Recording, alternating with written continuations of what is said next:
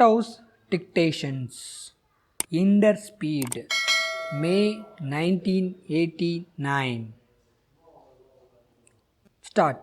Mr. Deputy Speaker, I rise to support the motion of thanks to the President for this address to the two houses of Parliament. As you know, the President has not only referred to our achievements but also drawn the attention of the houses to our foreign policy, internal policy, and our relations with other countries. He has conveyed his message of goodwill to the people of the country. He has made mention about the Punjab situation.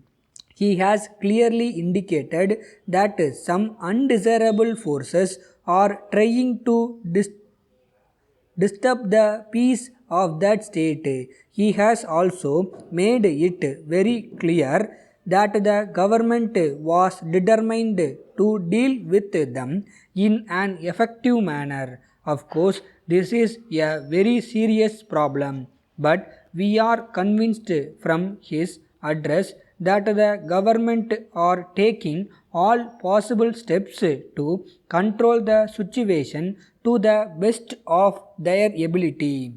Sir, the country is today passing through a difficult period. On the one hand, efforts are being made to kill innocent people. On the other, strange things are also being done by some people without caring for the welfare of the people at large. The President has rightly congratulated the administration in that part of the country where everything possible is done to effectively check the crimes. The President has drawn the attention of the House to the many problems faced by the people. He has described the main achievements made and has informed the House that many announcements and assurances made in his address last time have been fulfilled to a great extent. I do not want to go into the details of those achievements and assurances. However, I wish to say that our nation can develop only through education and enforcement of the new education policy. As you know, recently we have included non-formal education, adult education, vocational education, etc. in our new education policy, which will yield good results, and the quality of education will also be improved. A remarkable thing has been done in the field of agriculture. We are able to produce large quantities of food grains in this year. I am glad to know that we have a bigger target. For achieving that target, the agricultural department and other departments of the government are doing their best in all possible ways.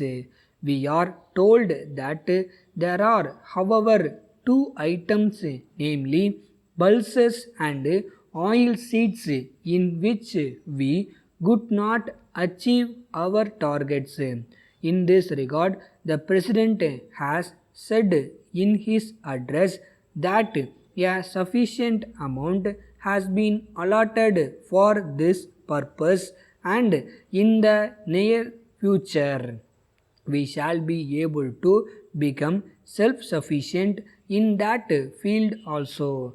Our young Prime Minister has given an assurance of completing the Safe Drinking Water program. I am happy to note that this year more than 40,000 villages will be provided with clean drinking water. In this way, it will prove to be a great benefit to the people. so it will be very much welcomed by them. Letter dated 4th March 1987 from Babu Brothers, Salem to Messrs. Somu and Company, Madras. Dear Sirs, we came into know from one of our customers that you have recently introduced some new items in the market, and these items are very popular with the customers. We also learn that there are no agents to represent you in this district. If our information in this regard is correct, we would request you to kindly consider our case for agency. We have been doing business in this region for the last 15 years. We also represent a number of firms in Madras, Bombay and Calcutta. Our relationship with all those firms has been very good and cordial. We have made the best of efforts to sell all their goods in the market in a short time. So we have also been able to make prompt payments. We request you to take the above factors into consideration and offer us the chance to be your agent for the sale of your goods.